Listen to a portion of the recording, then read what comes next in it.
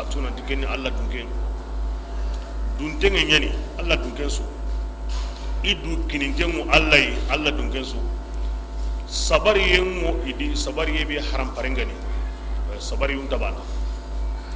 anda tanura na katurni an konto antin sabari ay masbari ke so haram parenga mantin sabari kempalle iblis katang arno kusindi angiri qarina tanura na tanurini kembiri sabari sire sabari haram parenga ni masiballe hoy wunya antin sabari alla jatin sabura anime anda kane to anda halle to alla dum ko mo dula ke bogo be hay ko nan kanda aga sere kanu ndini aywa ko begum ting hon sudi ko tigan ting hon sudi ko begum ting yani ko kanu ting yani awa tahunde na ken sogi wala ken masiba amma bogora kundi kitu kembi di basiya tahunde himbe go wajibin Allah haqqandi himbe gani muhalin Allah haqqandi himbe go gemmi Allah haqqandi kebida kengani Allah farendo sahaba num maga mobe kengana gemu serebe hakarlanga kunyeni jama kisinde kayfaru an binimo hoy go wajibini da hoy go muhalin haqqandi hoy go gemmi haqqandi Allah farendo sahaba num maga himbe ga kum fakar langa yiri kina ko musrebe khallima ken ka banen yani jama kisde ko yimatun ga gemadi yimatun bi Allah sallallahu alaihi wasallam agati inda gemme hodi himbe ga to sire aqida no hilli wono umma da hota nasre hede be su ko gemari nan dukun sunnan dun kono aqida al ash'ariyya o saganna ko ngade al ash'ariyya wal maturidiyya dugu aqida no hilli ku gani sere sutta hundenga kin alla farindi sahabanu aqida ni ku hilya ash'arin ken aqida ken modo duna kenkenanga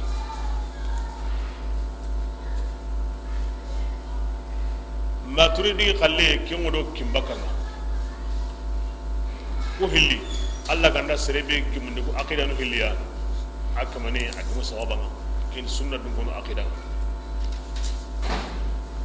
al ash'ariyya angana islamin tagani kamiya wa holloren ko nyangani tagani kamiya tanyeren su hakarlanni aqil ash'ariyya ni diga men ngana lu moya odini tankaben su hakarlanni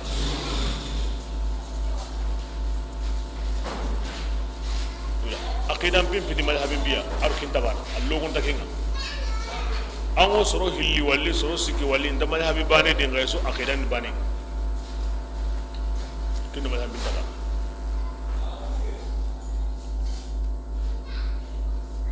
bas twanu ira honsu honganda sorno ho halle himinu gara famu ira sege na yara sigindi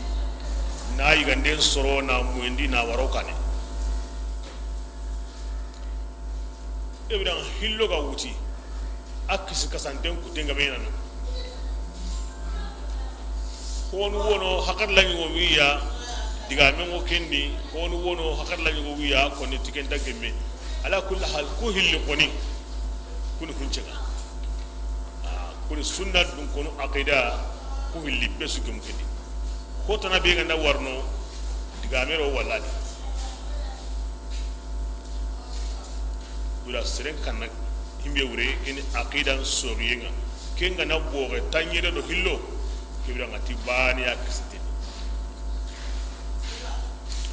wa di bani kisite ni sore yo nati ora hillo ko tikunya sereni dan da suka hondenga na ko billi sombana e madhabu na ngata hay misal leya e na to hewa nga besu nga gumuna tikun sereni ke wure ko sombana ko sirenga na kare mo ko zo sire ako hunci bani an andati ana kare jogoru nyeriya abugo mandi hunci bani ni masu siren bo oy be hundenga ni kin aqidam bo oynga arno gumuni sawaba ngana bugo no amma ti kitun kalle bo wara ko kembiti basiya bati mogo ngeni shafi'i ñeyi ngeni hanbali ñeyi ngeni hanafi ñeyi ngeni maliki ñeyi wa hakada o gemme ñaadi xanandi kun naxati xaso sawaban kamma donc woni sikkanta kendi mbe soxenta kendi kotanaga na warno anga wari sawaban kamma falillahi alhamdu wad ahli sunna wora ko madhabinun naxati dunkoni na wutu duna na wutu islama ko jo payinga madhabin bin jo payinga na wara soba kay to ngunto tuwanu himbe go ayya ga tukuna di sunnan dunkonu anga ne ko madhabinun naxati wodi anto ne sunnan dunki indat wal jamaa wa kawre ni jamanu tarawono kum pitu ko madhabinun naxati dunki nga ala haqqi o to nga go sabati kala kebira kini wal jamaa kebrenga kem bogo e kemti basiya an koni ga wari kuma madhabin nagati wodi aro gotin aro jamaa kun jamanu kun madhabi dan tanui iwono on tadi ga men gilo ni tikenga an ga kun go hana kama kebra anta tawadi kiyani himbe ga wono madhabin bi dinan de mare ni gwani madhabin bi dinan ne ukti ni gwani madhabin bi agan tasor no himbe halle jamam maga ala kinyu gwani anda wajibi ni serello madhabidi angi mega da angu yaga to adikin ngade anga da yaga to kebire ma anga batiti wa hakarlai manga jongi hoye kingo allah batin kun anda mo anna allah batu kin kalle ke mo anga ni mustahidu ma manga ni rasikhuma animi ran kalle da barni amma wajibi annan jongi harbane islam am fiti hikruya nan tawbani kam la Allah kama kinya serebe da aywa Allah kome be Allah garanya kenda anyi meni hay anna yi go khalle da bari kanta gemme ga nganda awa himbe ne nan da kinya ay kan kanta gemme de yanga konin te moy ma anda ne uron no kube ya kebrin anna kin khalle da bari ay an to ko do bani ay anda ne uron no kube mo kin da barni ay an to ko do bani ay to ko do bani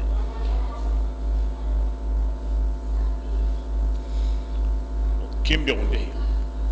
tawra madhabi dun kono wo sallini me halle nani hakar lam da bana misalli oku madhabi ni anga dan tan yankene sallijinga anga yankene na disa me madhabi ngono anga da jinjo gay bana nyimi oku mo anga da kin salle maso anda kin madhabin kamanen ngari au kuma da kin dabari au gemman salli dabate masa audu himbe halleya aywa kunce yana ba oku mal habindi an na nyongolam masahini an nan kitembe sini nyongolan nyinte me madhabin ngono haranga nda nyongolan nyinte bane masahi haranga nda masahi ku hunen kama anda yang usuron kam har bandai me ko mo an nda ke nan salan salle maso an nda ke madhabi gumen ngari agaranya au gemen nan sali dabate parce que na diga kilengi asunna ngamaga a ayanu ngamaga adiga kilinga maga de ikinna ko ina de ogati madhabin awa husren sumbana ba su ko mandi kande kama wodda gara o kama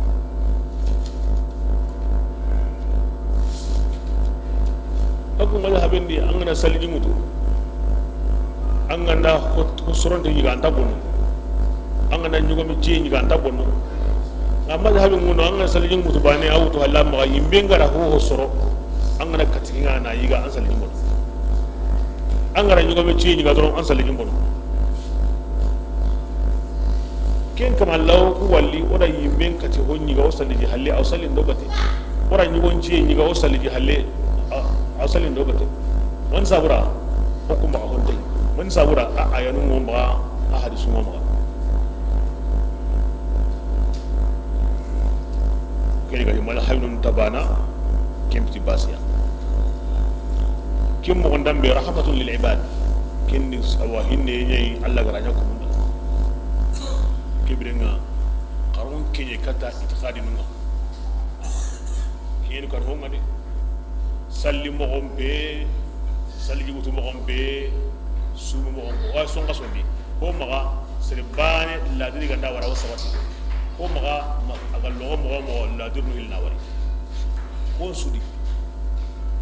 jakab mo no ke mo di hiji mo no ke mo di salli mo no ke mo di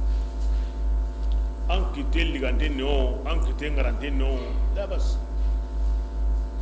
to salli mo no an na amu seringa tanga ban kitel ligana salli kina khalle Allah khalle bitinga an na amu seringa an na kitel ligana salli an salli masro kina kan khalle inda Allah khalle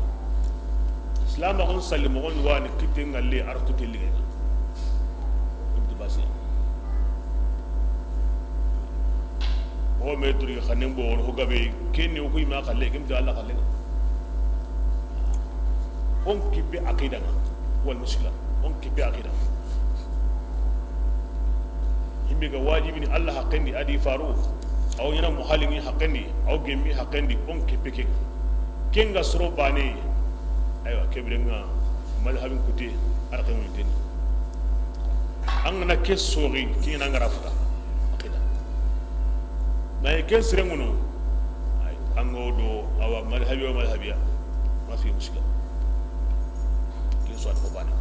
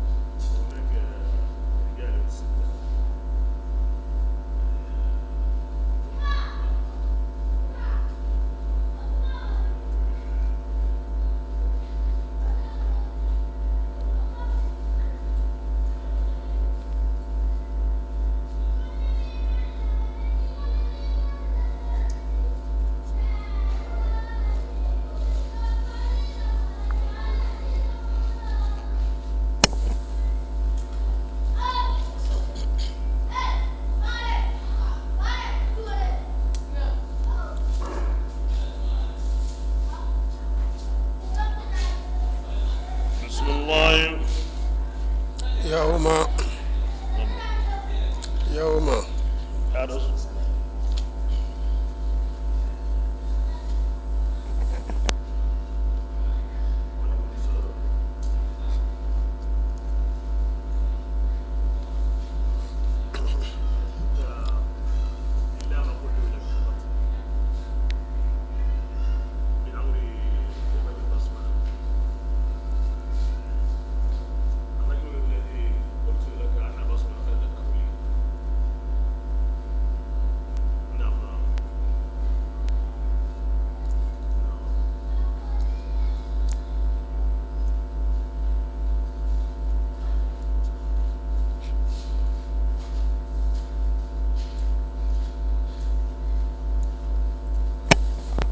بسم الله يوم أراس rasulullah yangenna kotan simma تبيض وجوه ya allaqu baqurana وتسود وجوه ya wogo hinana kinna wala lagara kota simme kenga kinni kote komi ya ganga hina kinni himbono tinga arno kusindike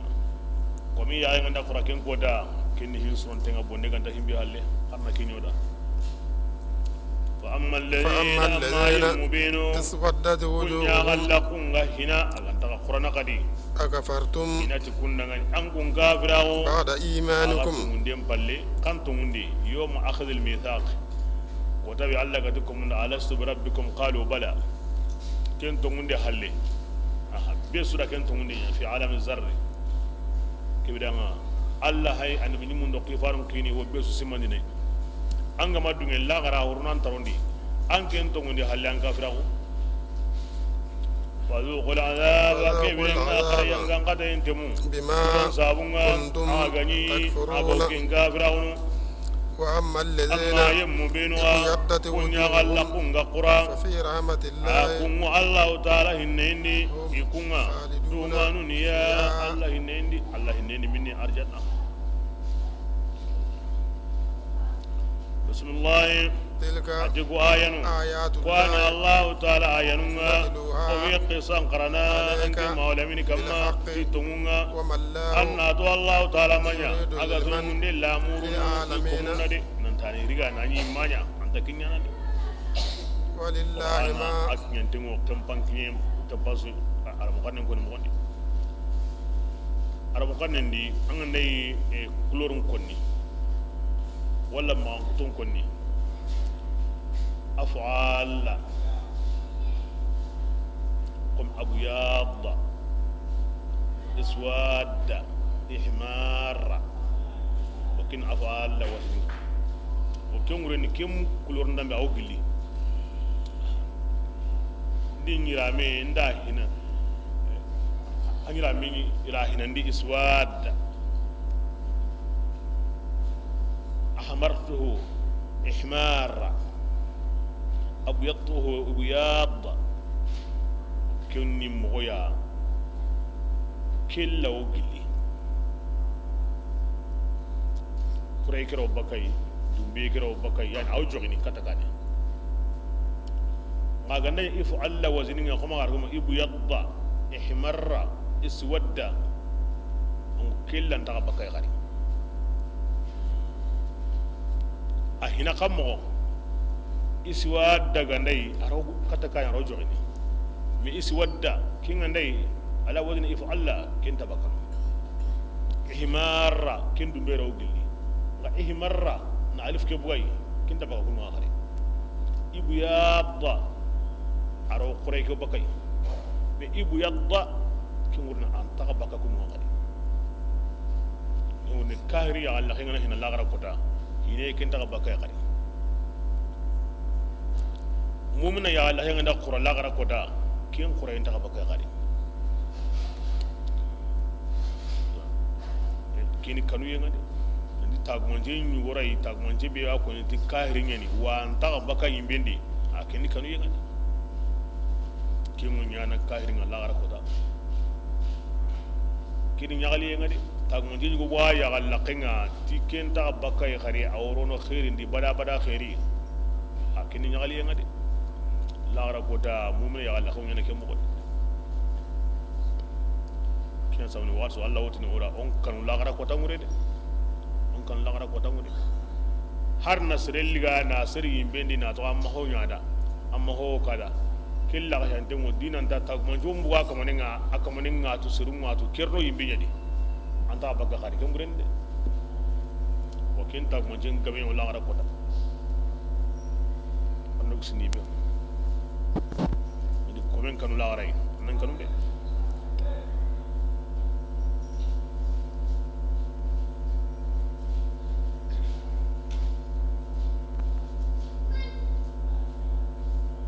kiwonyana brakebe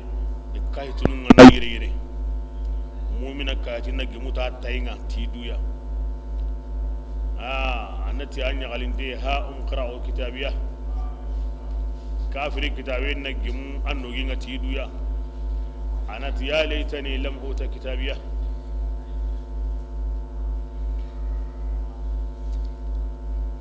بسم الله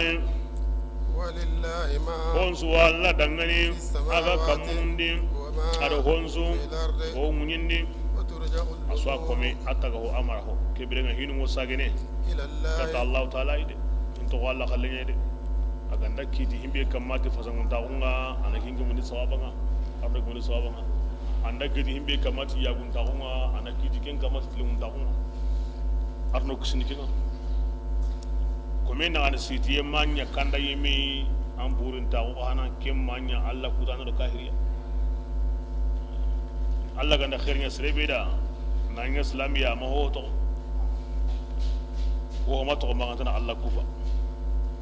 bismillah Allah subhanahu wa ta'ala ando wututi gongondenga no qusu aw sagene toy ila al haqiqa ando wututi sharia nyokenga no kenjeno aw tlagarna sage toy kata haqiqa haqiqa ni igiya magade haqiqa ni ganna himbe nya kenya na de so Allah dun gonunti anga ko kenje ti sharia mi junga anna honu beru anna honu tiga nganga ni kenje ti haqiqa mi junga angon be sulu zurali kana ba komensu hinne ngornandi ani me ukanna anta an galle nya gatu woni mo wanta to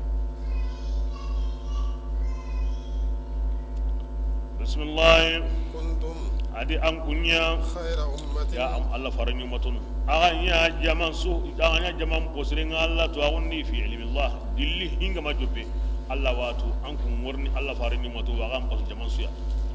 أخرجت igara ke jama bangandi الناس haramari gan ka gunda dilli serem binga jobbe ngunyen kamma ma go nyimini ko tabe an kun Allah to awni an kun yan pasu besu ya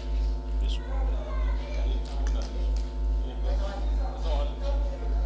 bismillah تأمرون an kun ya marni بالمعروف kad awati hom posringa وتنهون aw aywa aw kabandini عن baka المنكر kono hom magandini وتؤمنون an kun ngotongoni billahi ta Allah taala banina ngwa mo kana khairiyya kini tigandi khoreinde illi Allah yi motunda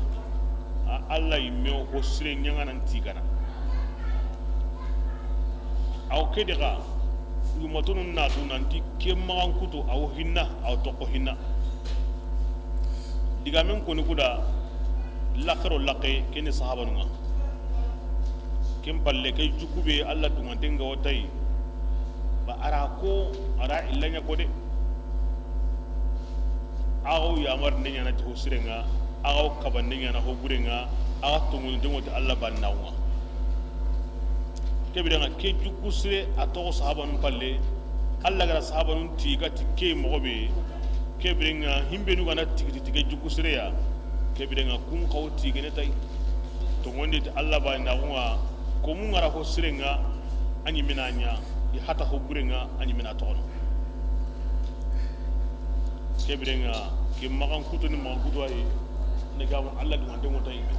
ke ba kutu ni magan kutu yayi ali Allah da ali ya farenda eba yumatonu murgin dawn ko to ko bade yumatonu annabi nyime kon kinga mahon lamin lamma da Allah da'ina li ta'atihi bi ashraf ar-rusul kunna akram al-umam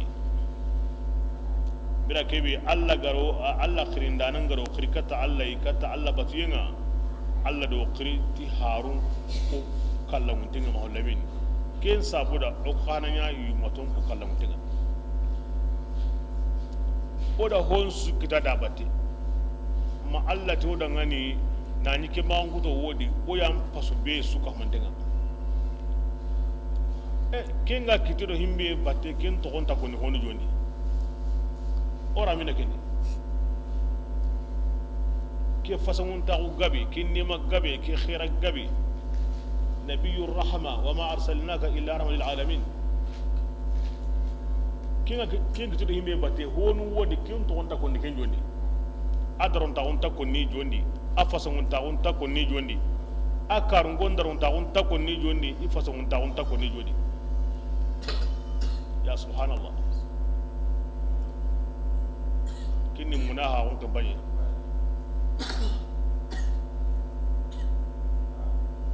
kona dina ke like ngutu ona abuno ona ya harama ma on yimi hakre kona like ngutu kona tampiye ngutu mahalamin ari karungo ihana watani wodangi makka quraishinu alla farindi maremu iri debraze ni kutubakiya ni wara gide ni shaabi makka in taqwa sere maga sere taqwa ni maga in ta sere me kata na yaga sandire me yagani sere maga ni mi nyange sere ni kutubakiya ni wara gidin kumen wori makan adoko adi karungo ko hina kempi ya hidige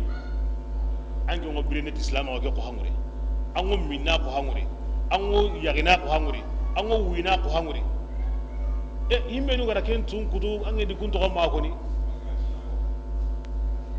kaba ko gabayande sumbala ngana lungo de te ko ten to nda ko ni gari agen to kunye de kem palle ashhadu an la ilaha illa allah ashhadu anna muhammadar rasulullah antar muhim bi danga ma to ko ni angen di ken to ma ko ni akar ngon to ma ko ni tabi kay ga bayani ona dina bini me buno sere o sere ganda hi joppa kundu ken kaman to ko ni aro himbe ndu ganda joppa to ko ni an ka dina allah ntar muslima o kay min woni manga qireti yugobe harawuma angan allah ko manga da kay yugo ko nandi allah ko min allah harin ayan gabelina kanda qur'ana di addun kono ni duranko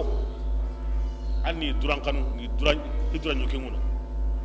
basayi holo iya holo biya sunin billahi insikan na katan karaga iya holo sere ma sanga kundi de ango sawa munda allah faren daron tawo awara honsu kama addun ko nun daron tawo awara honsu kama kiyani mazhabi nga kiyani sunna dun ko nun diga kilira angara ke wara anta sunna dun ko ni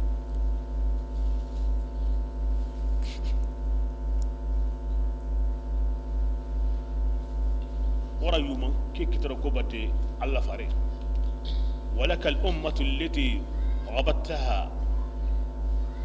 غبتتها بك لما أوتيتها الأنبياء حمزية أو كي كنا سوني بصريا دي كمان الله بارسنة يوماتون غانيا دا يوماتون بي النبي نموندا ناتنانتيني نبي موسى صلى الله عليه وسلم أو الله يغان الله غانيا غان أني يوم محمد يوماتون نبي الله موسى كلم الله الله كمي موسى koy go wada allah salle ma ko kinta ko meda angana an mun tawndi degere nga honnati ayani hillandinga allah faren palle honnati ayani sikandinga ibrahima halle kenwa natana waqati suuti allah ni kenya allah faren ni mato da yumata on beti inede o siren campagne ni ka to moniti allah ya abane ko sire ko anna sarunga da nyiminanya ko bure togono anna sarun kabay anyimina togono anganda kinya kitigande sire angakta abna gum sawa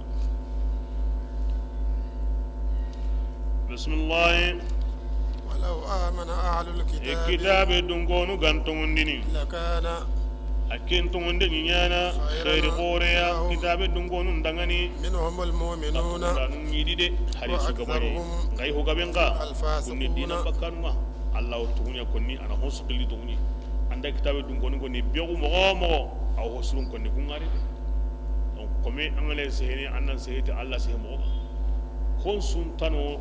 honsun ta honsuri maga honsun nana gumo hosire ngo hondi hobure ngadi hobure ngani himbe akhirat ko hosire ngani himbe kana na akhirat ko ki ko danga yahudi akhramo woni ko abdullah ibn salam kunto ngondi ko ka habul habar kundi menu kunto ngondi kibla kimmenu tan wa inta konto ne go to ko nyana bismillah lan yadurrukum islaminu qaratu yahudiya inta ka torno harbane illa adhan maganta nenen tora digambure gongonde hate kendi me raw ken konya وإن يقاتلوكم indati na ga gaja يولوكم iwo halla koyni do halli yani wo qusre indati on sigi ko tasu yo wurnu summa kam balle la yusaruna intadi min akamade bal alaykum lakum nasru alayhi de manden an kun yade kama ضربت الظلة ira logon ta golli kana katu عليهم yahudiyan kama أينما noqosu ثقفوا igari nyinonga wala izza lahum wala isama darum ta kun tida lahidun tido serena himbe kace gono ti me sawndenge إلا بحبل ma ganta kace من الله kenga gir allai وحبل adu kace من الناس milli surunga وباءوا kebrenga awa yahudiyanu sage بغضب ikuteya من الله illa allah ta'ala وضربت ila المسكنة miskina umbatin yang عليهم yahudiyanu kama ذلك asabunga بأنهم nanti yahudiyanu كانوا iya يكفرون بآيات allah الله ta'ala ayanu ويقتلون الأنبياء mun kalli بغير حق jitungun tanai ذلك ken sabunya ni بما kon yelginga عصوا igara ken allah kudayinga وكانوا adiganya يعتدون iganya igo iya dana igo halalin to kono kata haraminga ko allah ya mariyan kutana ko ana mun kalli tumun tanai ke sabura allah na kuma kutunu wari kamma di main tida daron taun tida daiman hatagi yam batenya daiman inta wasene inta hata kinna bonta honsu ara mare me angana duna sukine ay me ma hoganti maka ko kan tama di bannan yeni karinte bannan pitin yo kinga bidi ko su go yimaka anga makarita nya gantai ko na maka himbe ga yimaka nga sanga din karinte ngodai kinga bangini bannan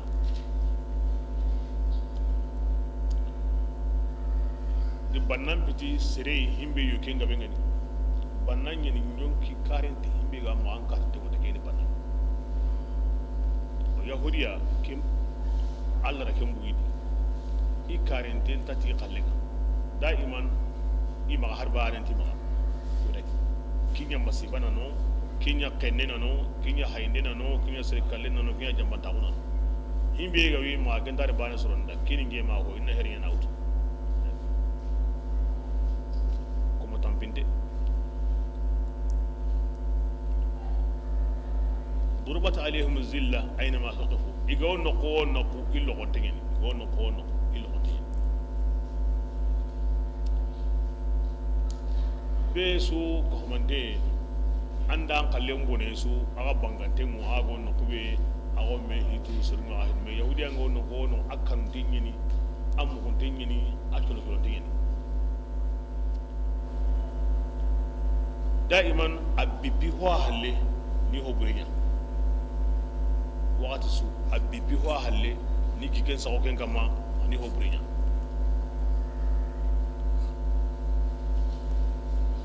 islamu lumo siki otikundu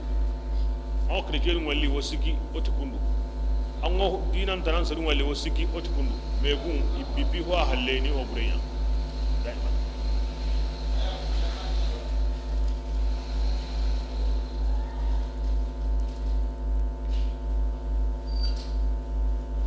بسم الله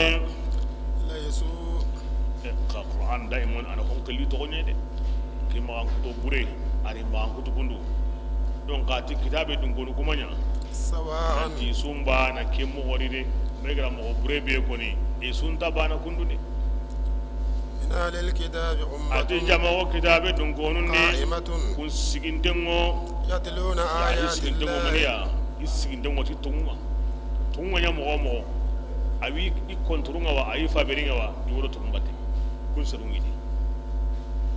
yatluna kun wakharana ay allah ta'ala ayanunga uron bagatinunni ati kunga yusallini kunga tungundini ti allah banina kunga ado kotanga ingani kota lagarenga iwo yamarinde nyana awati hosirenga iwo kabande nyana bakka wure magandini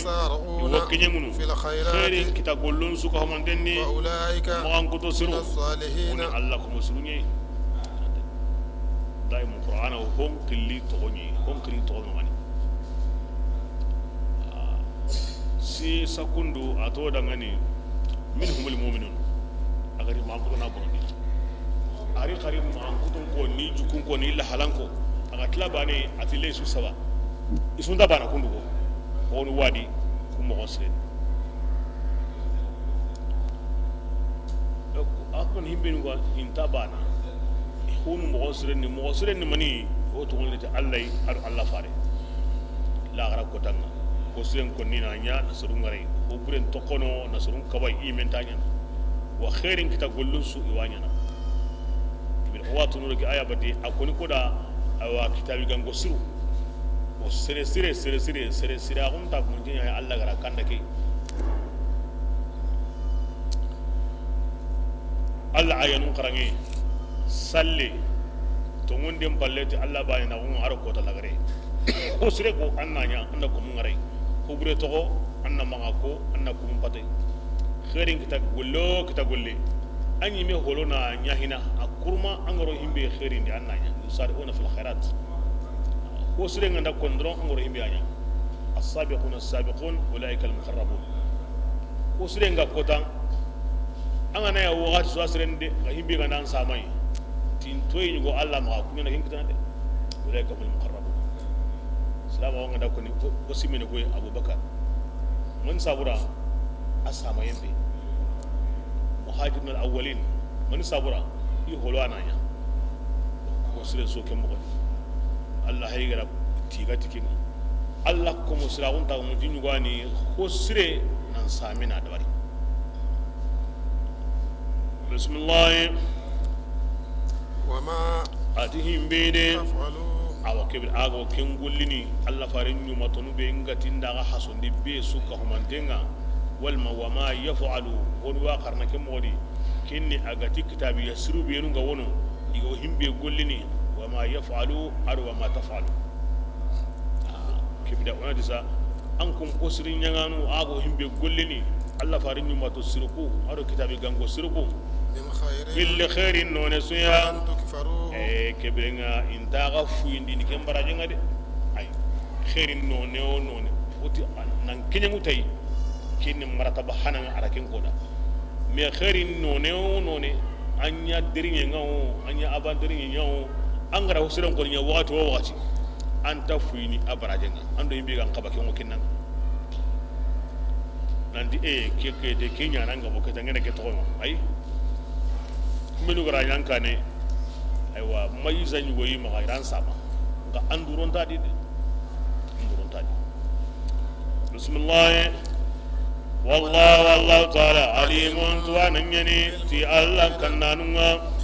yimubinu kunga kafirawo tughni amwaluhum ina burum manyai gawi na hana ayo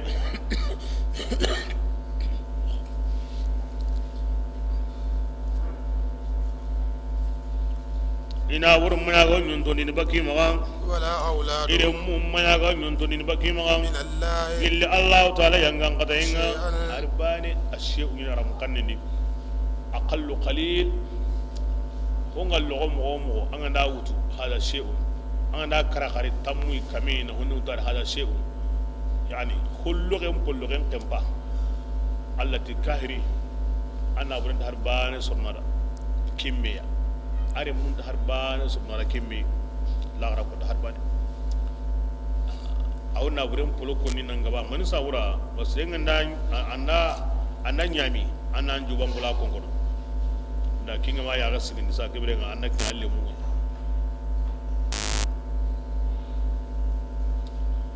ma ki ko tanga kahirun binu ngono yahudiya nun do hilla kapano aywa annaga bani qurayza bani nadiri kun yahudiya nun nga awayu yo majina karanga ngum ngeni wa hilla kapano binu ngono arabun ndi ngum khoru inati muhammadu siru harbanan timaka o jaman gabeni ore mun gabeni ona wurin ngoma Allah wa tokotin da bin kura kama kin bai ogo wurnu kota be kin kota an anda karana to kafira hundi anna burin harbana sonnada a anda karake mo godi kin kota nga alle min harbana sonnada anta do yirede kota yuwa wono awdo ki akoni kunyara mi akoni besuda magandu konkon bore talle munda na wurenga de ananya anda Allah do me de ko mi do Allah ga nanya do me o on dan toro ando Allah ga nda do me har bantan na hana bismillah wa ulaika atikum an kudo buru wa ni imbindun konunga uyemmu dumanu niya imbindi mathalu ma yiti janne gamni awa kebrenga okuna wuren ngomga wa dipansini o surundi mana tai o watun dundi mana o konton dundi mana o miskinun di mana o mukumba sunu awa hinda serebe kita o ampa wandini kebrenga ona wuren mo surnoda aywa harsa Allah farin gor ko tabe batire hew ayakin ko tam misalin gindi bismillah mathalu ma atihum misalin yunfiquna kafirun ngokin nafaqana kin marin tagudi ad-dunya inde pegani ko dipensini ko konin tegedi nan ka ho go himbe rono Allah farin ko na gulla kenga awa islama gumburon dilla kenga ati adi gabo suna burin ni de nga كما هلرين أو قوم حنكم مغمي فيها سر أو حنكبي أن جامدي مري قتين جوادي والما توي قتين جوادي سر يعني حنكبي ملني أو قتين كرنا ما تيني أو سيمبين قجنا كم بانجا أقول السر كاهرين أو ديفانس بيننا الله تعالى مسالين وقوم كي حنكبوريا bismillah asabat ki hanga burega kitani awa serengo isohonga zalamu arani itampi anfusahum idu tampindi de isoho na soren surondi inyewundi na lelundi nan suro fa hanga ndambe keride fa ahalakatu akusa gara sohon borondi himbe ko tenkarna aw sembe qadida kello to gono sohodi aw yitin suborondini are mem sen suborondini fugen su jogono dari mulano benugo ko na yitenga wasu kalli kille makni yilundo hoyno ngoniya kebenga angolli de angoni golli ulani temo doru anna gongo doru a golliya a hoyugo hayganya aran gollin na subondi kebenga ta misalin ge karinga na ho honya tinna wurenga adanya ko ni koy gulle khore ngeni akon walla hinga way wakati be gani la garay kebrenga asuka honde mo bonno na handay wa qadimuna ila ma amilu min amalin waj'alna haba'an mansura daiman allah ndi gulle ke naga awti da gulle kenya aha ona jofe igara gullo gollunya wona nya ko mi qobo sankente daiman awtini i golli de ngi golli gi na anday anga di golla na ma golli o bre ñu gonuma awtina ma se heme gonni ngana qire ta golli ngana dinna handay hakrante awtin kira ngi digame na andi golli nga kibna an hangti na xammo namaninya kina waya xamu ke daiman qur'ana ganda se kahirin golle bini lagara aw qire ta golli awtina golli de kana handay hakaran dinga na kemu ati ngolli dinga na hantai to ga min ngollin na kari kebirin hasidi he sere bure he na hantai kembe kan ga na hanga anga ya gemu da qur'ana wose ne ka rum da gollen bin daiman kemo ko yadi ngago se yanga na lungo woti ni har bane ya wa ko ne ken ko ne mo de kin na hande mo wasri ya gara ho yo nganna ko yetanda ho yana hantai kinya na nyogunu nadi hakarun koyimi dinan dan nan kusa katara nan tam harbane an golli de nga an golli ke an garan kan ko hakaran tan de bane kendi aya ga mun bismillah wa ma zalamahumullah Allah mi tonya de nan tari ya way golli ke bonon di tidu ya kembede walakin ngasa yazlimuna imme ya nya iga to nyungundini idu ya dunadi tikahira kunga kinyina yebede kibire ngasere daro aybe ko wala tamutunna illa wa antum muslimun ma dunge kallana yanga islamiya de ko mega karanga islamiya awa honsu bono arno kusin kahiraw bismillah يا يا يمو بين كونغا توني لا تتخذوا يا سيري بطانة لا تتخذوا يا سيران كنا ما تجدني بطانة وكنا لما يا من دونكم أو هم بيجايتي أكتا هم بيجايتا كيوي كما كنيا ده ما كنيا ده anda win nogondi aw krena hulani nogondi anda kiringe nogondi aw wini hulani nogondi anna mu wulle ngi hulani ngi daga wuli mi nyange aywa basin tay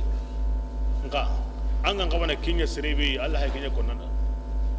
angunda lemma himbenda kiran nogonda go wina nogondi anda wiyan nogonda aw krena nogondi aw ken kaman konanda ken ngona ser na bebe adi hana ma ganya sire min duni ko himbe ga hitanyu wi amme islami no gon kulle mu'mina anda wuyan no gondi aw kirna no gondi siganya kinga de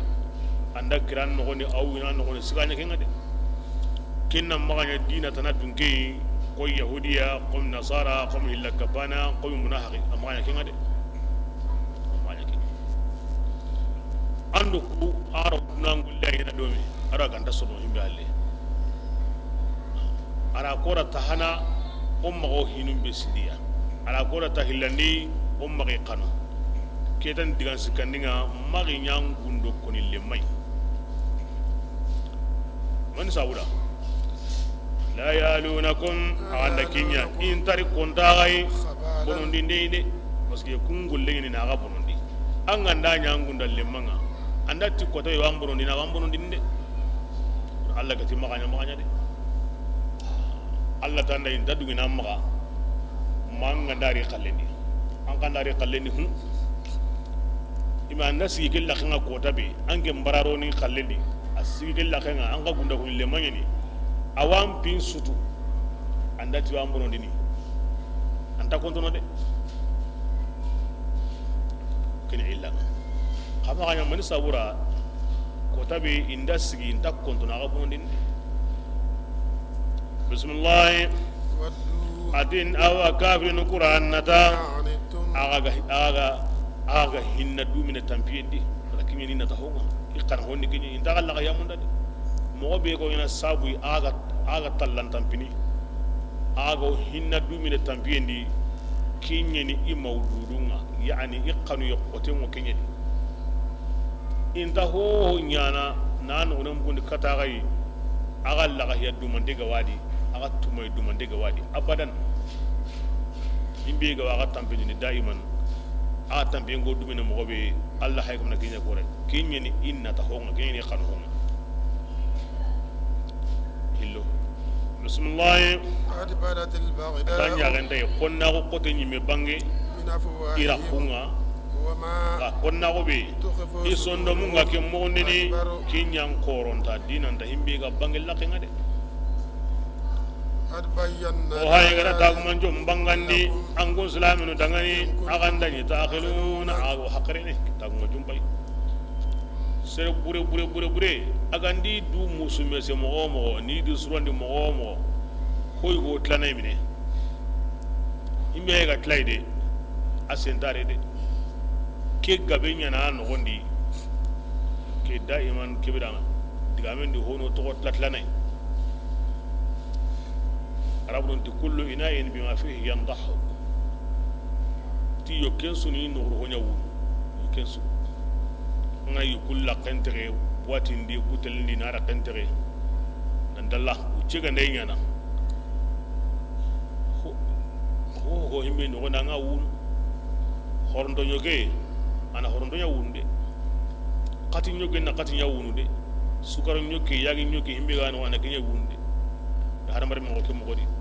himbe ga no woni hobre anga na to no mo nan kura kama mo nara kantere mo an ko ni gama bone ga la khawara alla kan mo to tlana ato honu ko kebida seren no ho mo tuni do digam ko rundun bi go tlane atun do kembati kebida kahiri nya mo ku diganda mo tlane kon nya mo munahari ku diganda mo tlane an atun do kembati ila amogoto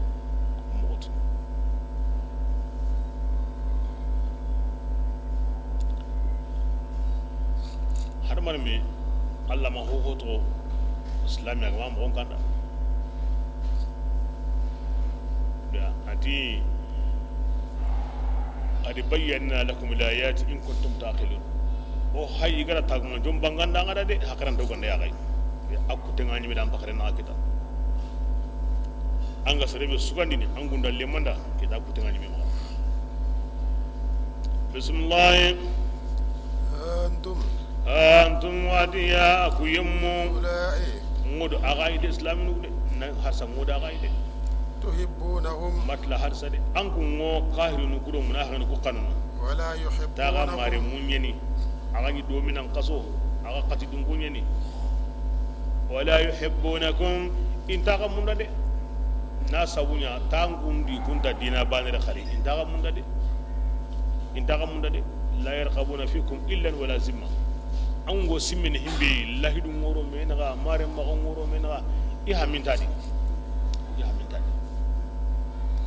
bismillah وتؤمنون ango ngoto ngonnini ti kitabunga isususu angata suri an binyimento ngunde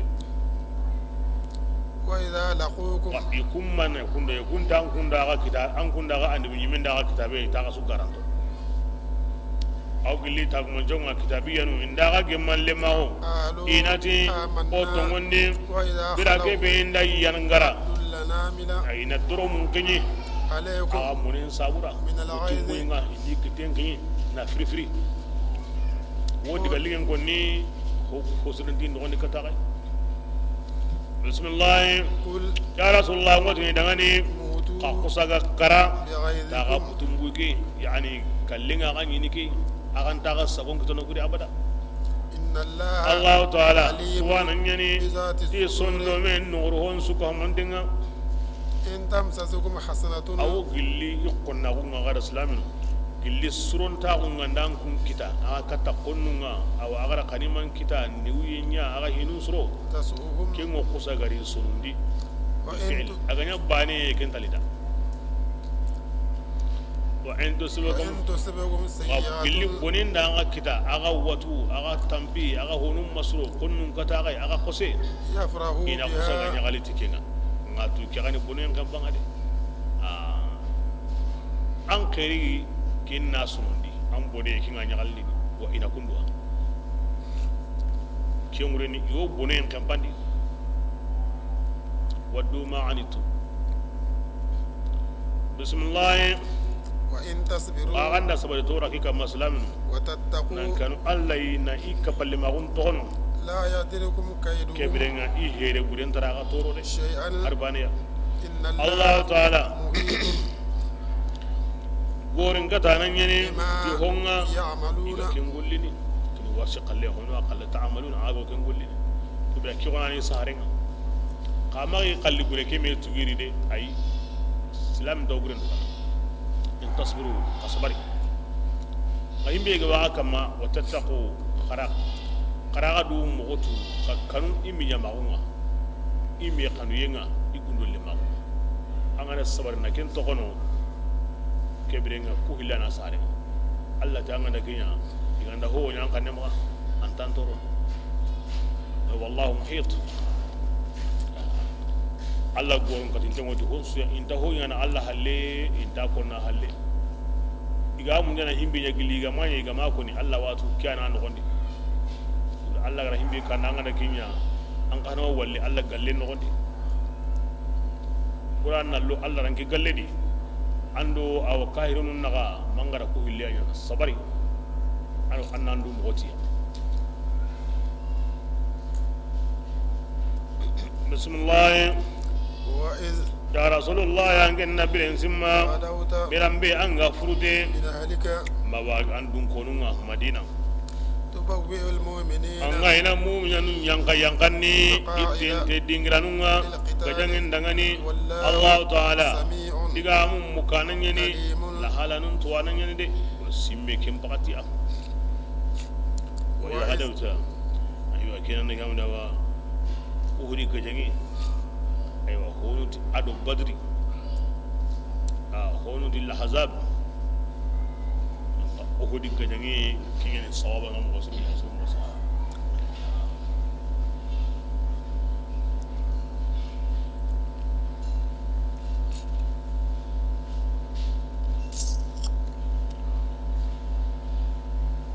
من أهلك عكا قمي عائشة رضي الله عنها كيف لنا عائشة رضي الله عنها ترون تاون قبي نادا كري هين قبي الله رانيادا الله يميرا كري نندي الله فاري ندونكي الله فاري نكوري كن دون تاو كمباي ميرا سريغا راكوني harbani yani onga nyime kama angara kanu andar baane sornada onga nyime da aro darum dawo ko ninka ba islaminum mai wani wa kre gabe wada kina duran darum tawo Allah farin karungo radiyallahu anhu iqanuye ibesiye kinu wajibi islamin sukama honta kanini di na hoto anda besini woyi na hoto ora kebe ko alla dun ko nugo la yatabaduna wa la yatajazzauna inta yugo gan kawunu na wato alla faruna na wato farunga na war alla farin karun kunga annabi nyumunga ki farunga alla farin dun ko nunga sahaba nunga alla walinunga la yatajazzauna wa la yatabaduna كان السنة دنكم اتخادنا الله فارن كارون كوني سلاهون ونو خديجة باني الكبرى عند بوكينا أكو تيمبو وندي مغلقي وندا فتاوي الله فارن كاغم أسرة ترون تاون قوا ترون تاون خرندي الله واكون القرآن كريم الله فارن كارون كو إسلام نوم مانو يعني هاتو المؤمنين ka munya no man yabira anyi me ganda hokkai di mangara hobbe hodi kende anyi me lanyi me bu mumina on sirega ma dar no mo anga wa kan no mo anga dore ma no mo awwaji nan kama annaki min Allah faren ka gumunda nan qoto dina haram mai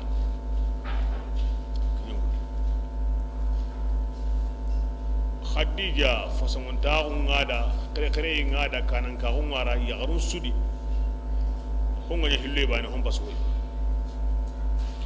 ki ngada ya garu kargi be go no yigam baso ya garan su khadija takawadi radiyallahu anha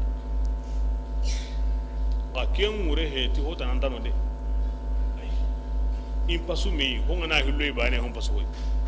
aken mure heti Allah faren ya kutu kumbe kuntinni wal ma kuma yi hukama la ke pidi sunna dun gonum bakarlam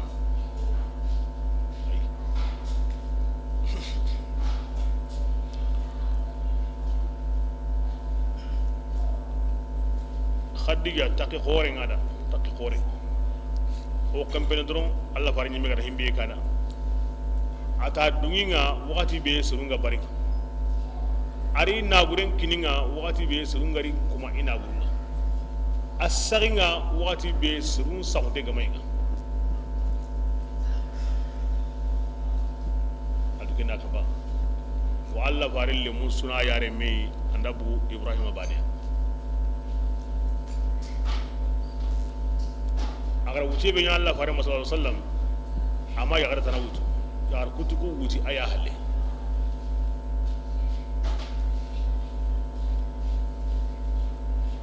ayani Allah farin ya kanaka Allah farin mamun gai doron ta ngada kallan ka ngada akan banni ya garu karagi bega wuti ya garun di kwam pasu ya garan su ya ataka kundi ngaken ta ngalla nanti Allah farin ya kai kutun tanode kumpiti hoide na kumba an kuton bonanilla kenta kendigan nanda abadan angara kenya bane khadija yimel lungu tikinga anda ka hoy anga wayna Allah farin be sabura maken kanda anda qur'ana kuta anda Allah farin kuta anda khadija yimel khoni o ta anda hosuru anga da bane khoni anga ta mo himbe anda kenyime ken qaida ko siru an gara bane khoni bane an kana kutu kui me ho hontange mun dakari Allah faren kadungo ikanina aka gumgu ikanina kani timmande akan banni islam surum manu yani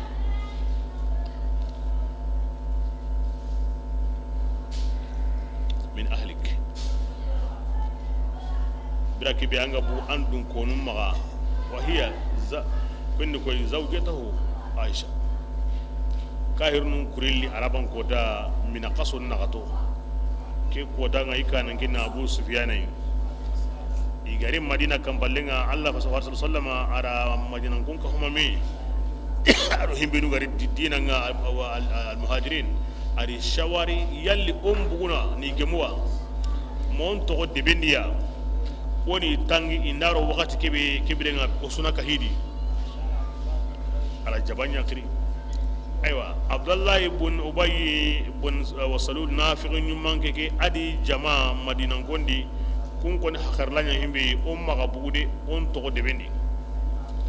awa ibega tiri keno ya igandare keno ya debeni na lo kebire osuna kahidi leminendo krise yugondo ya gare jaman yu kawno kunti ay kembri la da kasaya an konnen goni garri tiri kenanga aga bakane gim kampalle ni awa jaman tagandi hilloy la matahu Allah sallama bona digamen to kemo godi igama kemo banedi aro kan nogondi ari soro madel londi yani ari gajanyo kungutu yugunyoko abugo ati kebrenga karombugo kebrenga abdullahi kebrenga iri kanna to kebrenga Allah fare oku warayenka okuti o magabu imenu ka to mbugo anda kun kalenya kebrenga de kinanu ko kalendo kono wa angaro khiya to no akhir lango ay ami jabi kemo godi ati Allah de ngi kare to hoyi an be nyime andi yugunyo kun koni siti antaka sagene kare koy Allah go himbi nyana ma Allah ganda kenya konu nan katai Allah ta kenya wal man kata konu an be nyimmun kare kare ndango tiki sere kutul lawi mo gon soro ni gajan kanem ga i worno na to ngadiga igun koni gari mo gon soro ndi parce que nta kenya na ma ganda ti Allah tinya ya ken diga ba ko ken nyana ngi buguti kemba ke yayi an kun kallembe ko kallembe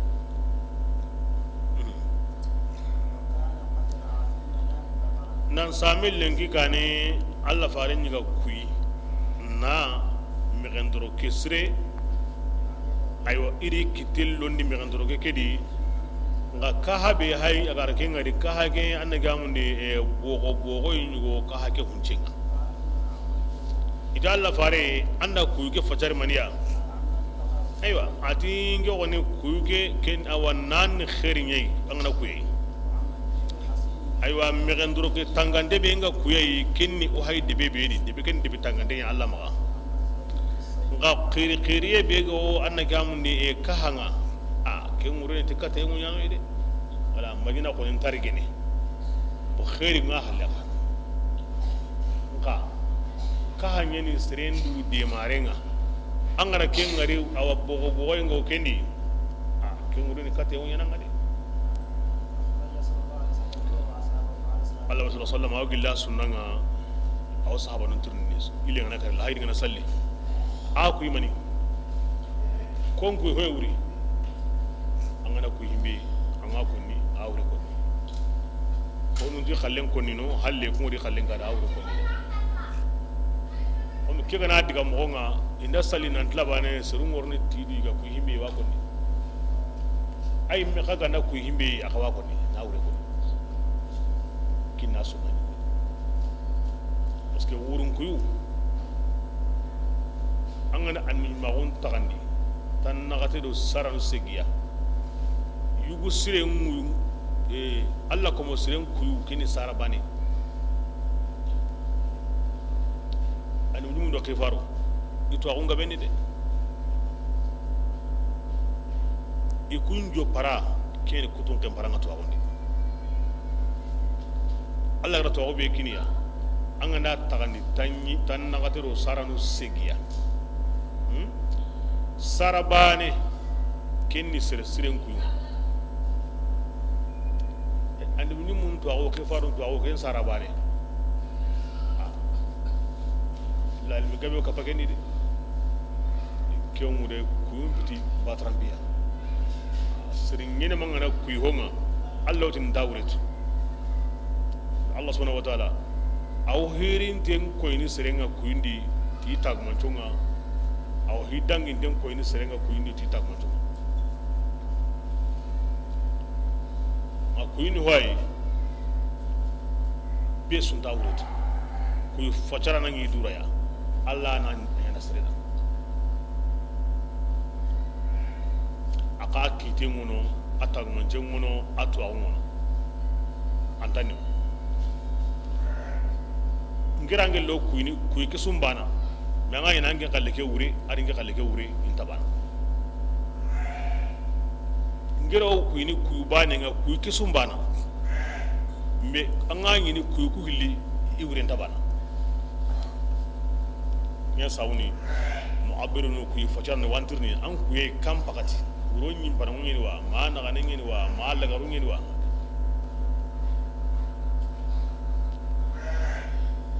to be gani antan ne wudi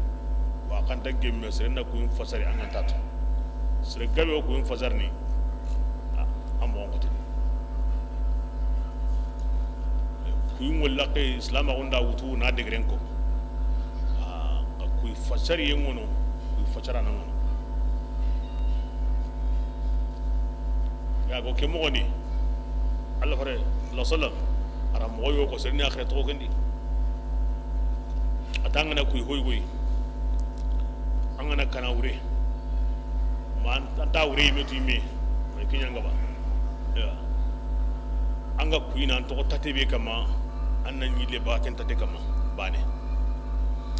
anna tu handi do anno ge mbangi nga tasiko hillo amode Allah ngotta ngay mundunu hon toranga ngara himbe waren kan ko kedi amma katin toro nun dunadi amma in tori lagara amma in toro dinan pindi Allah nganya gana annin kisini hon toranga angara ken ko yin kon ko kedi amma katin toro nun dunadi amma in tori lagara amma in toro dinan di e ko mega kisi noro lagara dinan toro amana halle donc angana ken ko ni anime honu ti anna qul wallahu qad tasikona gahay e ken dari wani gondi tanga na Kenya anga ma Allah ga misreda andani hobure kenda ga yana khari nan yille bakanta tenkama nan to hani danno yenga tasuko na Allah nyaga nan kisindi atoranga amma an toro dunadi lagara andi nandi honu ta nan qul wallahu qad tasuko amma Allah ga misreda khari kinga ne hobure yanga kanu mo tikinta ga yana khari soriñu wono way ti gun kuyu sagene ngana ku himbiya wonyana kinda ngana kito anduri anga ngmiya tu ngenda ku himbiya wonyana ho bure gande ku sagara kenya tawane kenna maganya ngaina ko serunda nan dinge ku ike anya yo ken to gon pasono ho bure ken maganya ya subhanallah kenna maganya anyi me magangen nge ku nan sako nganda ku himbiya wonyana anyi meti kundu ngade anyi manako kira angana ku hobure nga kusa gara kenya tawana maganya kenya sereni islam a gumi batanan to di menga de hon suri arangara killi kini annan to do wal halaka ke bate anangara kille be kama to kenda warne mani angel la yanga di islam wala yanga di bale kuyum fiti duro ide ay kuyum fiti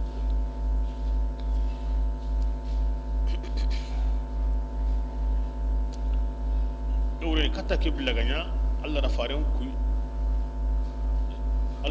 ndai algam sahaban da maka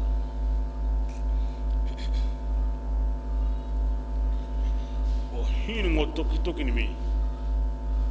annako honda na tike sadaka na'am o kunta ken nakarni ba sadaka aw balaw nyon tono sadaqa aw haju suro en tawndini ani hobure gandai an gana sadaqa nya sadaqa ngo balaw nyunto hari kuge ga he khair gandai aywa sadaqa aw haju jare en tawndini aw duwa jabi en tawndini donc kunna saw kin kama sadaqa ngo khairin futunu aw balaw nyunto no ti alla dunga inga na saw kin kama kunta kin nakar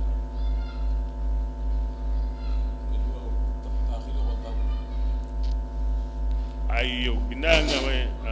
anga maya to anga na to watu so anga na ya osorno binanga anga maya to anga na to watu su awo osorno ana nyi ko ni amma la gamide wala ne yam no ma kinga no wade mos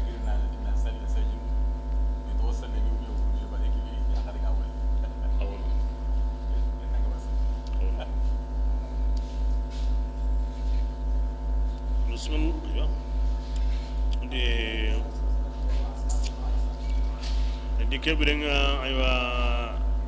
ala wa sallama juman salli halle ado sahabanu ibugu wati gamen paramu ginda kare gawari ati kahirnu li araban kota mina kason nagani wa kugollu araban kiyen kute ala misan kiyen kute o mengallu kudo diga mu kinya ken nogondi jumanga salli wakati be kebira alla farno sahabanu ko ken bakati kesudi ko kambalenga imaro awa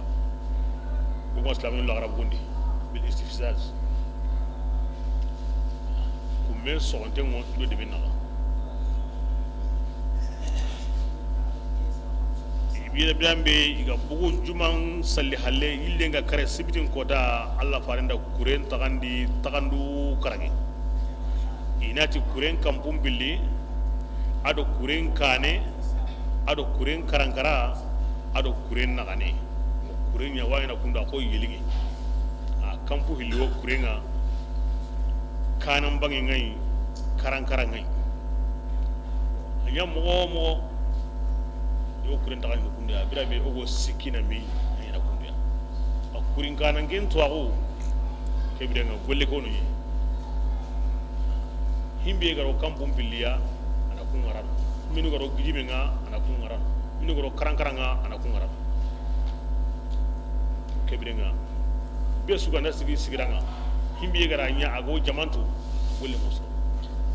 burenda sorna baraka illa bil istikhbar odo kubi o me qarna nya kamo iga yiki tan sawni mo be anna nya mo himbi garo ken so hana kon siki kani koni kam filli anganda kuntu kebirenga kungaro himbi yanke mo kentu an kana kalle be go na garo kengebe anna kenda barke kure misali be go mo ko balo kata ngula sigi trendi entrepreneur nya go len kenga attaque nun goy koni eliyenga koni defense nga koni miliyenga ko elimon karagi yaw trendi ada wari mo keta ken wari muslim maga o attaque ngena hakabiya o kentu min go billo ni nganya na bana ilengi wana ina na toyba o kentu na defense ngena bana wana ina hullo ya watu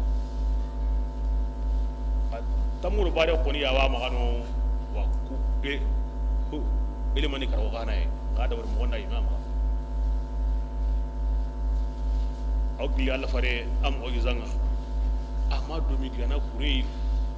ahmadu mi kurinyana alla ra twindi kurenda bare mo ngonga kini mo isa gore kembale kuregu muna I habanu ikismanu kuren kitenga ne kunya na kiten saundini iwa sumu kontu iwa karangenya ke kota kirisu korunya na quraish nundi himinu gullinga ni ke gilli o gana ga jalle mai ngari ga nakatibe anda ga dawar mo gobe islamu ni mi aga ma gurja goni aw kataniya sallallahu alaihi wasallam ara sahaba besu yankandi yankaranga angari yankandi wati ki ma ashedi badati dangani khas besu sabati idingiranga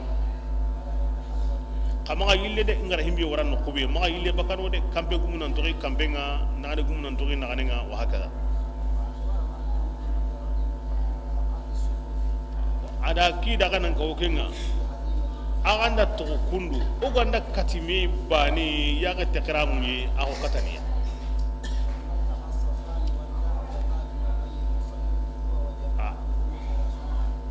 asere gure ha golle murundi bira ke be geta hinga dabari ke mo wori na sen ko na nyema kahirun kana sappe atoko mani on kenu me sisa kinno ko abdullah ibn ubay ibn salul adi jama ka musiki yugo ikunti o kunta gajangetu onde gajangetu o yitto kindaga bate da golle muro atoko mani me kedra kamutumi ado tankarage sere atoko kinyi wasande gamu islam no diga medde hunde wujine ma wujine honina kuma manni angama to kandi gilabire nan tabaka manna ga bugu halle kata himla ga dawari angama ko tingeta gana to no hinsu ga dabari wakati be nan yime kem pakatinga to kunta ma to kinsre wakini mudahin ni bulle jangona himbono di bono mo wori antaka sorno mo be ay kebirenga anne gamundi aywa iga katime Allah farandi angane kenda gilli sahaba nu ila kair nu qoso igari qoso Allah farandi kamaga buwa gando ko kamaga yille kamaga ko bira diganen so ira diganen so isugule ti kanima kapenga kanima nabure kinno qoso Allah kada kanu yembo se kair nu sondomendi isage islaminun kamma koy yugubane siren saga mogo islaminun muru ida wuru nan wuru Allah fare ma wuru de aro sahaban wuru kuma wuru kem balle ani islaminun lagari kapame khari amma ayanu wurna ko honne nan suro khari na kamundi na kahir nun gaja aywa ga ke akodanga tanyere kara islaminun di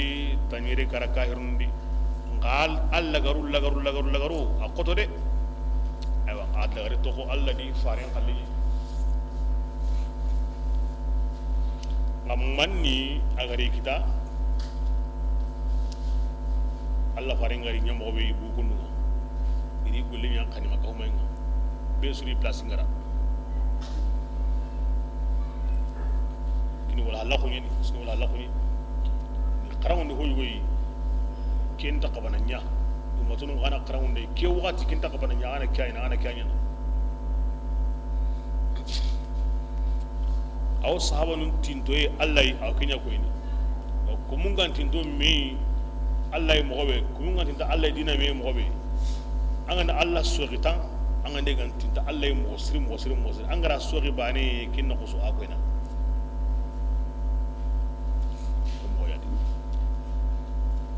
misale wurunti mu Allah da koy mi ko mo ke mo godi serebe gande misale angin yago digu me ngure wurondo ki angwa jukuntu anga la dan to anga hostu koy wono angin ngana ki nyanga ta kawana nya awan to kono kinno ko so awa karnanga wa ko ina mosre la suru mo kuma kirana ke minga bina di no ni man sawra angan tinta sawra woy wona ngi taxona ki in Allah la lay sahaba nu ngay kille ngara bani kinno kusu Allahumma salli kan dinia Allah fani hadaran dia ngin islami ngo kiya taxona ki be gonde he wa ko ni Allah wi munda o sa nga ndam fotintu hani nga ndey awa yumra linga ya musa gani hani بسم الله يك مودي او بلي الله فارن كي تساومو ايوا oti awa gajega ni mila garanya sibitin ko tanye mina kaso nyeru hijiran sino sikandi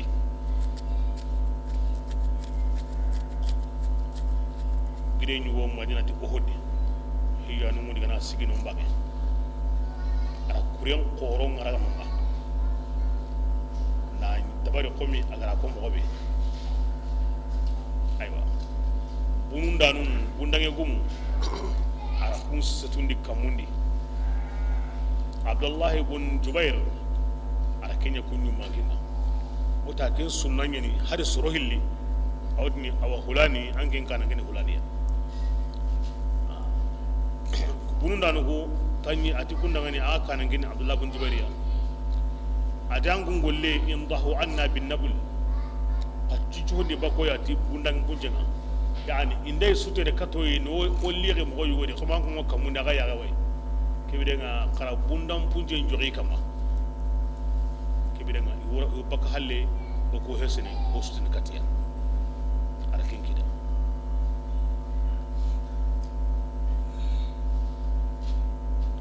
adoka nangun do kamundi angun yaga wiya aw yana sabu iranda baka do halle nali iganga boyi mobe indo kori no wari na kanani kan burendi de kinya sawuni ara kurem koron rado gidenga na bundangu nga wara giden kama aga yago kani aga yago halle kama asigi homuro halle katoya wa kama abugo yere de agara wari okati yawo angunan to yere agara wari ikato yawo angunan to yere rake akida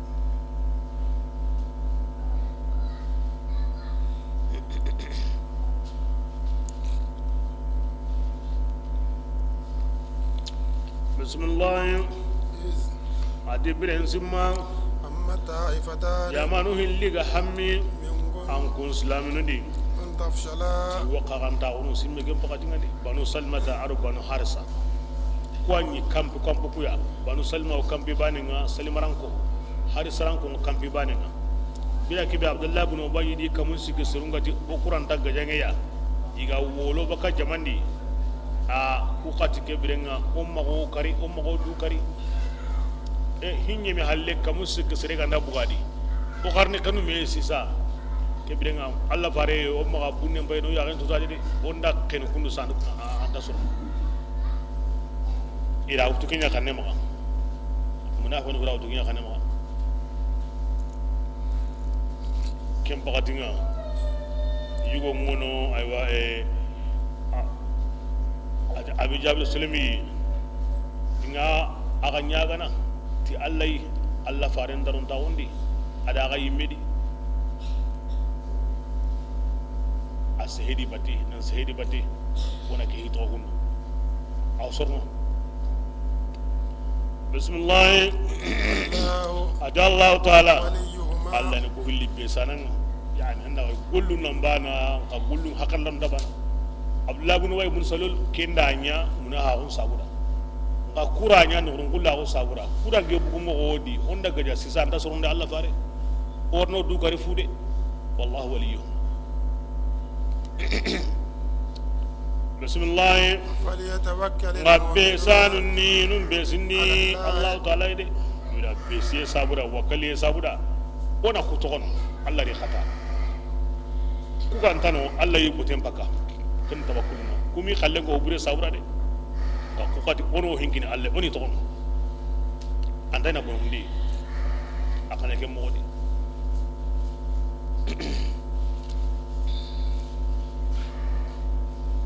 kenganya isabati itori monde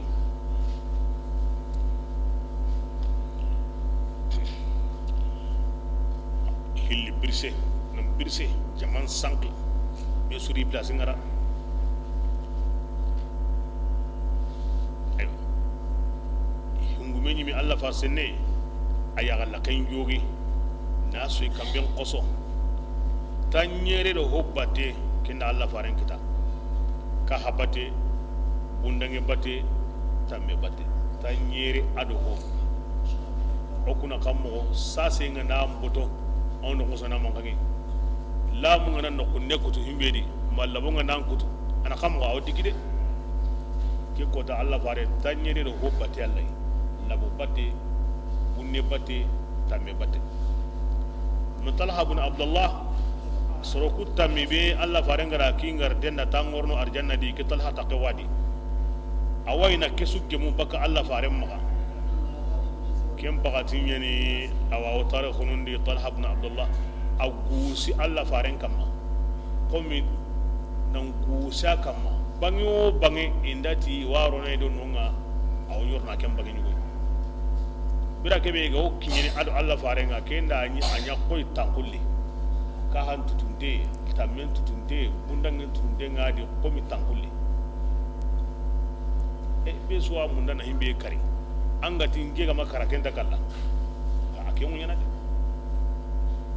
ko ani ngin Allah di fare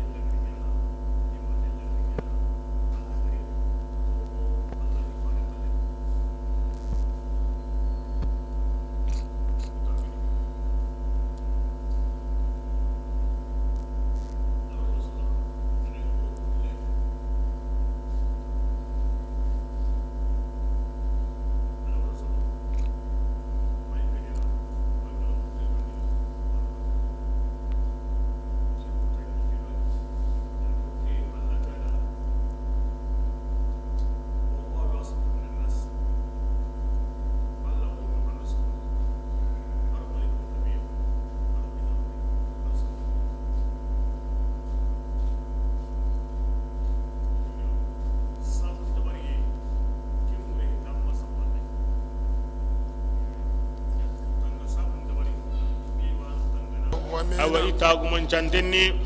وما جعله الله itaguman candinni na malika runga nari wona ken tunu xammo ay gara kenya jabi taguman je worno ida gana ay mi watu kafirnu ngatu ke tisri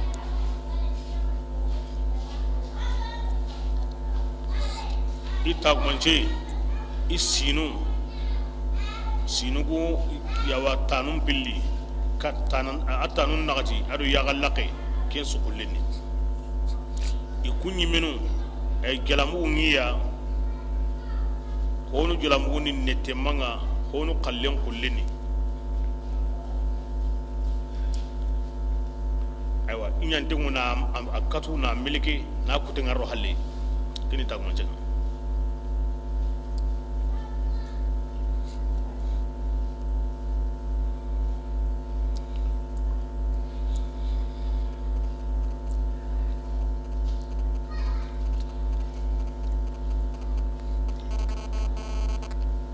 malikanu nangaja do sirumbati ken alla fare nyumatonu ken kare kare hinyu way kemaya badr bane anyan kutana mbiga te badriya bismillah وما جعله الله الله تعالى ما كدي من دنيا إلا بشرى ما غندا نغالين دنيا سابو دغاني لكم ان كون دغاني نغا نغالي دي انا كي سابو دا ولتطمئن ado ko قلوبكم sabura ga sonno mun na maga hagi به tike demandiya agana tu jaja konu ngana ga mo alla wo ku demanati bal kanu nyime aganda ketu kenda aganda ka kanna kari jamawure aganda ka jotine kari konne wure kana kinya sabuda وما النصر kembale demandem baki gamanya maga giri alla yani ndini kengani nindananga kengani gemu nindananga fil haqiqa alla yani demandananga malikampe aranta komengeni an ku ñimme agaranta ga su kome demandana ni koy allah subhanahu wa ta'ala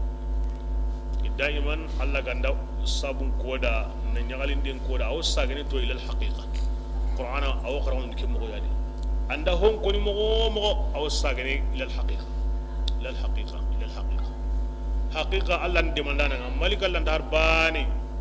hada mar bulan darbani la hawla wala quwwata illa billah demandem pakiran Allah yande kebrenga komen dungi ken Allah da anga nandu sukkinai kebrenga ati iyo nyana ambe sana yani wande mana Allah waliyul ladina amanu kome ga du sukkin Allah bane Allah usikanda wande mana o sikam pisu bismillah ليقطع طرفا ida kenya mani sabuda kuda tontena kuti من الذين illi yemmun tontenga كفروا nga kafira o ti karindenga ado mona buragunga yani i tontena bogoti kahira kum piko a tonte ana makka Allah barani me karunko akati dungo a habanda giran be su ko mo deg mana kunya hay kebirenga anda joppe kum boloy ke mogodi kebira kutu ngorna to himbe ga wadi ida kenya sabuda kem balle kamu sik seran daw jine sere gara kinya sabu bane aw yakibtahum أو يكبر wal mayni ya gundi me ina sage iki ken durongani ken kahana aw ke li tanwi'i wa tafri'i khiyarun be basga sunya na kinya minna kinya ay na kinya adoke kayra won ton dem bogoti gille badri kota gille badri kota Allah fare sallallahu alaihi wasallam ayu matunu kayra on to deboti ho suka na islamin kita kempalle de uye liriye aw asuna islamin ni me ho onda Allah o gana toki nan tabate komi badri dun gonu ngani mobe himbi ganya kunda kingoda wal ni yagundi isagira maka khaibin iggi kenduro igabu ho kanema maka aho manya dum balle aworni kata gane diga men jo peti mani kana setem pawandi setemu abu suwana magarini abu suwana harilliti hinyeme ngew gunnen to mbuguti kille o ma me wari le khasage abu jal timani ati kalla kenda ya onda sagene agara himbe nukko aho ho manya ora badri o nyugo mum borana na konci mini na muhammadu ni siru ni su munyongo arabun mu kibare mu ko wakanoy an qalbu khaybin isage ke hawo ho manya nyugo mum mabure ku nyambure dolon kasi bega ko ay kenya kallen sikaranye muhammadu ni siru ma munyongare ku nyamunyonga isage khaibin igara hoge ginandiga har bana maso bismillah ليس شيء oti badri uri kota sai man uri qisanya koni ara badri rita da an wondi sahabon nan waji Allah gar himbe nya ida badri nanti kamel la garu wara kaira kun ton dembo oti taga jamanne ki isage illahi masro aw sage ne karikata badriya kata odiya odi Allah fare ila jogi tanyere do odi Allah fare sallallahu alaihi wasallam ila akam buke qoso akam be ga qose akam bendo hore na ya galla kin jogi ari kanne to seruna takke kitana kammo seru benu gara i anu nyimen ya galla ken dum bunditi horenga ara ke digame ko ni anyirni illanga honne koy igawa ko ni mowe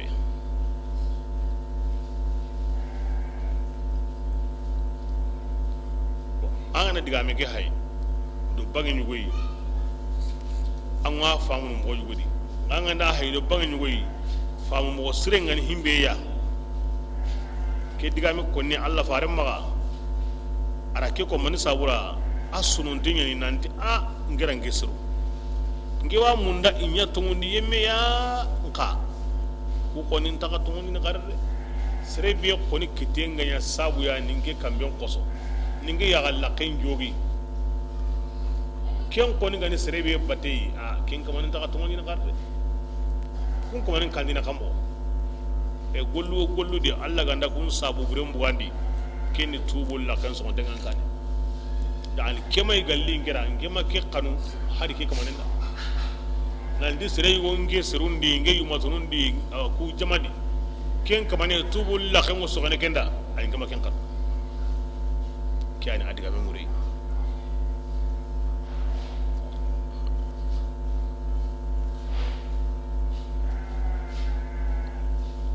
parce que ayanu mo kiya de mana Allah fare ni me jukun mo kiya de mana awasira no kiya de mana anya ande Allah woti ni da fala'allaka bakhun nafsaka ala atharihum Allah fare an ko koy nandu karribati awoti no da harisun alaikum Allah fare aham min den wa kande en kamma ayan gabe mo himbe ko no kindi Allah fare Allah hinni maniya on kandi on islamiya ama tora kanu sere suda yo me sere ganda ho nya himbe ga wa ko ni ke kamanta ka dungine khari kibira aw kit game ko ni ke sabura Allah na sere kanda na kammo na takke kinai agara ya mi men kambe ko so na ya Allah khinjo kinya na kammo may ke kanun anda de adi game murin ki ay Allah ayanu litini na Allah faren butte mura Allah faren konne aw kun ayni wala yo ketana di yo Allah faren do o banandi ya subhanallah aya be worna Allah faren butte mura awake maga mobe ado Allah maga mobe unda bana komun ni hillahi Allah maga ho kande honta kande an ken kati be sun kande Allah fare ken tanya nasa an butte mura ne meneme baka kun ayanu worni na Allah faren butte mura laysa adimani laysa shay'un ade honne sumaya ange mawla min dangani illihi numa de an sabarna de aw yatuba makata Allah gatubini alaihim ikamma islam kunga ayu mani yangan kata yimminga anyam mo ni kuseru idi zalimuna to idi ho hayre lengi an kontrunga asuri du to an kemma inya islamiya an gemma ke kanila Allah fare ay islama umpi ken tange ma ken ninga ma an ken ni khiritan ken nan gollinga khirin de nan gollinga na kanda intaga na ri sunno men de ken ngi Allah ma hammi be ga an ken di islamiya an ko ina andu jogi di bate islamiya ntanda annam butte murakin an butte mura ira hobura koniya hono widi kun warne tubi hono ko toke mo gedi ala kulli hal ira hibro koni akuni na Allah fare butte mura ngana ndi Allah yimmiti har bani da Allah fare maga ya subhanallah Allah yimmiti har bani da Allah fare maga digame man nan surondi akonna na ara kun mo gati man nan bonondi kana akuyani agalla an kenna mo be Allah fare ken pindange maka ken ninga maka be so nda yana ngen sabuki akuni ke ya sabura kan la mure ayonu mo ke ya di mana amma ko na Allah fare na degrade na hon subuga maka na ari ngiran ken sumbana la ayangu yang anna himbe fute mura kendange na bana ari ngembana la Allah fare nyani kome be gama dungi aka manta dungi wal abdu illa lam yarida rabbah komingeni ngaga madugi akman to dugina bada kiya sawara butimure sawara Allah warna kada wala sawfa yu'tika rabbuka fatarda Allah farangi wato hasange madugo angi wa mun hasan la gara ko tan wonni ki ngorna ku kuy mogodi mani me gata wasi e ken ko ningira wa ma ko nangenda wala sawfa yu'tika rabbuka fatarda uro Allah faran nan bana ya subhanallah alungo dere alungo ke digame konnanu udi kota kunya haiga bore bakado jaman bate Abdullah ibn Ubay ibn Salul are kamun sikisire ke digame konnana na wara udi kota ni ka Abdullah ibn Ubay sirna kunya ma sumbana illi jaman dagen kota iti Allah fare ke birenga wara indo kuma ka panga Allah fare ndi khalle nyangi dan wara parce que amma sumbana sun haramare mun yakare nyano suya Allah farin da akhirin na ta kundi ara kallin ku agwa mun nan ya mu go ara Kenya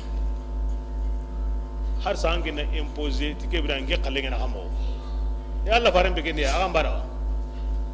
agari kallin ku an kallin da kallin ga gemu anyi anda kallin ga magamu anda kallike wala doye aran darwa agara saraka islam sun da famu ke mo godi be giliken kota ida ke koni iga buna me kamballe nge mo sura halle ari jaman kire bugu jaman di yani hukurum banu he islami muna hagi a joppe gila Allah fare kendi ikum magaydo Allah fare be so ambana anta hasi har bani o arabu so kisimi o so hakada an gillikum pakati sore guruku tihi gillikem pakati inta gilli gawno Allah farno ko menda bana de Allah ma da auto Allah farenda ga manya da ku ayo no bi yang kana Allah farenda darwa na valerum ko ya na darum ta ko ya Allah kenda honsun suro akinya halle ko me be ma kenta de suro kibida har sa kinya mun dan suro Allah ti ayi an take mo ko di anya kan tay aw yatuba alaihim aw yu'adhibahum fa innahum zalim itoko kunda de ma Allah gar himbe tagati tubu nga kinnan tubi aw ke mana ila kuma rabu kanindu aw nyugo na amana ni ila ono amana ni illa ono amana ni wawunga ono amana ni sugande ki aw yere bi ma'ana ila wal ma illa wa kuntu idha ghamaztu qanata qaumin كسرت كعوبها أو تستقيم هذا محل الشاهد سوغانا موتيني نكيني nganda seru gaballe diga na koso ngo ay men koso no bakay mati gindai wal makata ablaga tilim aw tastaqima aw bima'na ila wal ma illa ki aw nikini itoko kundwa miga tubi walma kata iblaga tubi ni itoko kunda kata Allah gari iblaga yang kata walma ma kata Allah gari yang kata ala kulli hal ati fa innahum zalimun bekin Allah farendar tawni ku me benu go qur'ana di an walla faran konnu ngalli yo kun surani kan home ti yo kunya na dalle himbi ga ko di toro Allah faran subhanahu arabu ganen sameni wa hakrilla huyeni wa mabunen Allah ganda siren kata ho siren yimanda walli kenyeni wa arno goni saba bismillah walillahi ma honsu wa Allah dangani kenga kamunundi ar honsu wa dangani kenga munyendi amarahu atagahu akome yaghfiru kibra Allah fare annatu Allah taala wo yampene yemmen dangani agara kafare yang kanu kenda aw yemmen yangan qadana agar yangan qata yang konu kenda inna Allah ya makande yang kemarin di Allah taala kafarana nyani besanunda hinna nyani patanunga anga besi Allah wa nabatu ana hinanga ana ya hamma anga ni kentanai ayo andalunga da ana ya pamma dalunga daga ana liga ko suna ya hoy da hirsu be gange da Allah fare na di be sunya ko misri be suna o sudan gella kellen angen khalella kan Allah fare a kembinda magade killan tanya na de jamani hilwai kan hilwai be suri digara kabani ka suru ngono de Allah fare akuna lil istitaf wa tasliya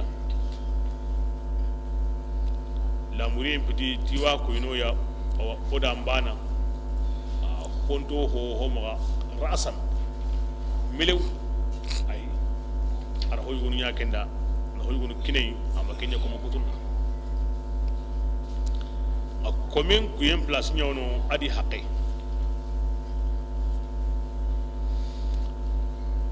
bismillah ya yemmu beno kunga tungonni ya sedan kunna mai ribanga kengani jidi yenga jidi hogani kama akinya de na ho jidi satinga datini alhadi nyai kebya kinga makiti anna ho kai wal magillaro wakati mudu tamiani de angayna tamro bani de kama akinya de riban ko hille kama adabari wattaqullah la takulu riba ayanga sabu yugo no islama on kane kuma wala kan mo tambunga ndayanga aga makatta tugine ina ko huddatinga ona ka hubure madikana riban nasa kama kenya wattaqullaha kanu Allah ta'ala la'allakum ana riban togono awsinan kunga tuflihuna ana taqin kita anna nyana humni nya sawra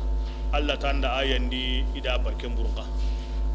kibya kanu Allah anna togono ida taqikinanga bismillah wattaqun nara kanu yimben qaide yimbe nyani dingirai Allah ti dari gana teli kafirun dangani de kafirun no goyi yire angna riban digandi anya kahiriya yimbe gara digandi hontai haranga mayiga akman kahiriya ayanga ho koni angana ayan konko bani ken kahira ko Allah dalo da qur'ana di anga ba aya bani riban paramten anga ti hontai bani anya kahiriya haranga mayiga nganga wayi gana anyi me ma haramin nyani junubu koren nyani ken junubu yemenga ko ken ayan karakin ko anyi be sakun tenge anta gemme a haram tenni ngamana Allah ya kutanga ango kuma nanya kimbiti kahira ko nganti hontai anta kuma nanya kenni kahira ko anti hontai anganya na kari kenni kahira ko ado junubu ga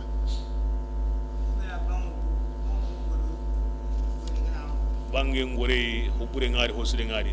gore ntanya na ribanga ti bange mbane kembe bange ni golira nyai saka nyani ado saka kutin sumbana oy saka nsu hosire ngadi hubure ngadi anga tangu golindo bange mbade am hosire ngono anga tangu golida bade am hubure ngono bange mbane ran doksa ya ta haram te ho ka hu mo ngo ho ka hu mo ngo bange maga ho ka hu mo ngo bange maga an gori ngala bange wot nanda an nan gori ngara yire kun actionnaire numi ken sey tag ni hari hom sanega be me golle ni wono sta tuwa mun ni kilenda bari a golle mu gemme anaga mun di kamu hili miliyoyi ba kebrenga aywa oku wa mun na golle ganya adu bangi gore kanta bangi ma goru nyana bangi ni gore ndama o ko amuna golle kenya aywa ange nga gore moyde aywa xamoni wona ya do mi wa Allah wa sunya nawa ma lono golle kerti manimi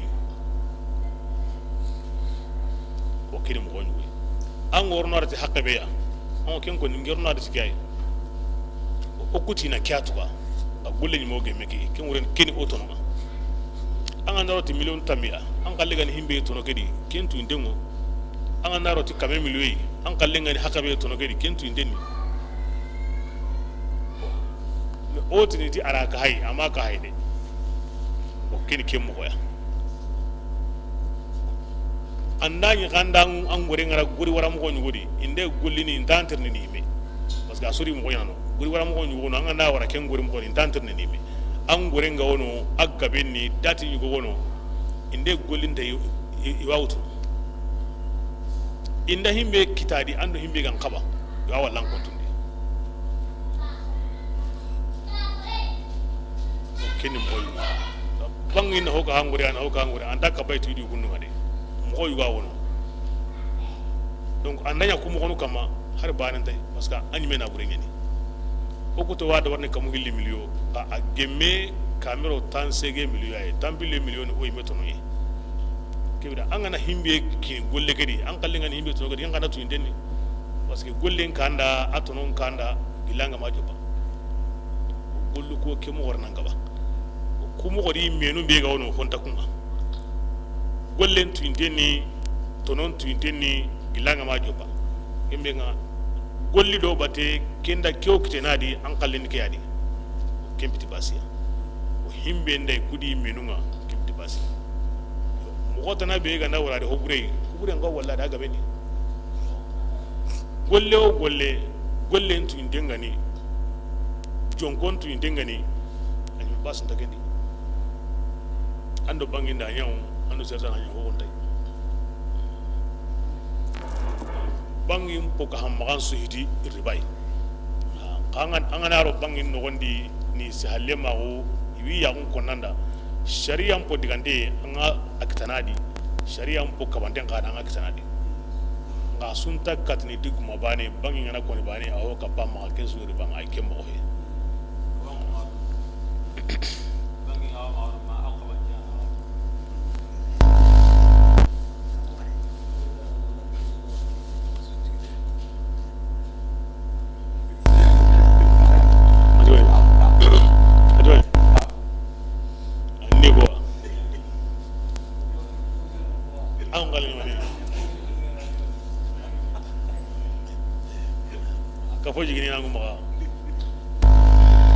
بسم الله وأطيعوا الله